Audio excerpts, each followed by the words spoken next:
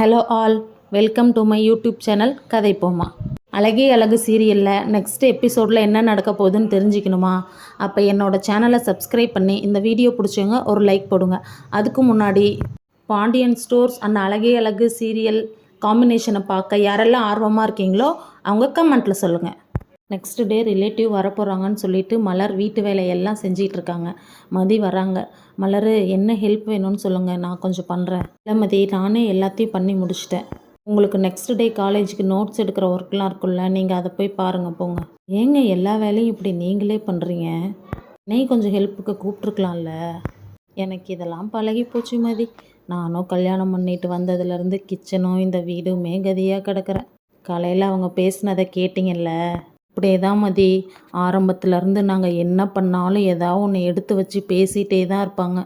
நானும் அவங்கள எதிர்த்து நிறையா கேள்வி கேட்கணுன்னு தான் நினைப்பேன் மதி. ஆனால் என்ன பண்ணுறது, என்னால் முடியலையே. சரி மதி, அதெல்லாம் விடு. மணி பாருங்கள், 10 ஆயிடுச்சு.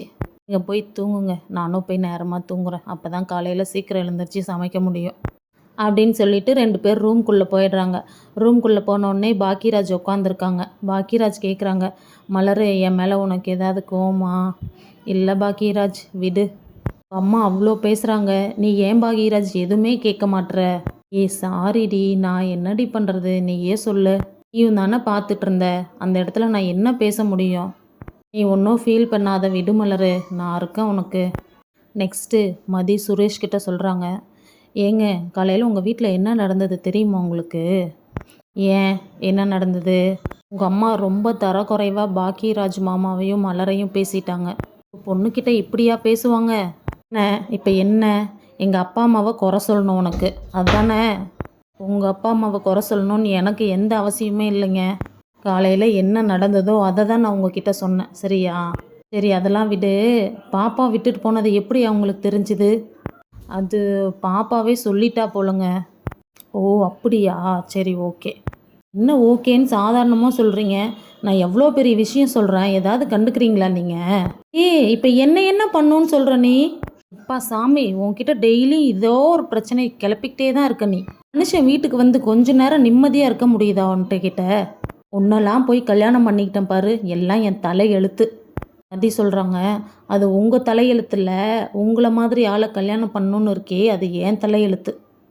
எம்மா சாமி, ஆளை விடு அப்படின்னு சொல்லிட்டு 2 பேரும் தூங்க போயிடுறாங்க. நெக்ஸ்ட் டே மார்னிங் மதி எழுந்திரிச்சு ஜாகிங் போகிறதுக்கு கிளம்பிட்டு இருக்காங்க. அவங்க மாமியார் உடனே வெளியே வந்து, ஏய் மதி, எங்கே கிளம்பிட்டு இருக்க நீ? பார்த்தா தெரியலையா? ஜாகிங் போகிறதுக்கு கிளம்பிட்டு இருக்கேன். அதெல்லாம் எங்களுக்கு பார்த்தா தெரியுது.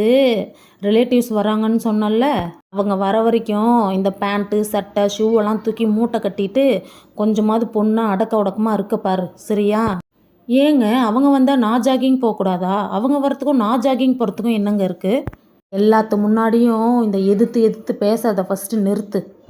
எங்கள் வீட்டிலலாம் எந்த பொண்ணுங்களுக்கும் இந்த மாதிரி பழக்கம்லாம் கிடையாது. இந்த ஊரில் எங்கள் மானத்தை வாங்கினது பத்தாதுன்னு வெளியூர்லேருந்து வரவங்கள்ட்ட எங்கள் மானத்தை வாங்கணுமா உனக்கு? எத்தனை டைம் சொன்னாலும் எது சொன்னாலும் கேட்கவே மாட்டியா நீ? எது பேசினாலும் எதிர்த்து தான் பேசிகிட்டு இருக்க. ஒரு பெரியவங்க இவ்வளோ தூரம் சொல்கிறாங்களே, சரின்னு சொல்லி என்னைக்காவது ஏதாவது கேட்குறியா நீ? அப்படின்னு சொல்லிட்டு இருக்கும் போதே மதி ஷூ லேசை கட்டிக்கிட்டே ஜாக்கிங் கிளம்பிடுறாங்க. எவ்வளோ திமிரு பாரு இவளுக்கு.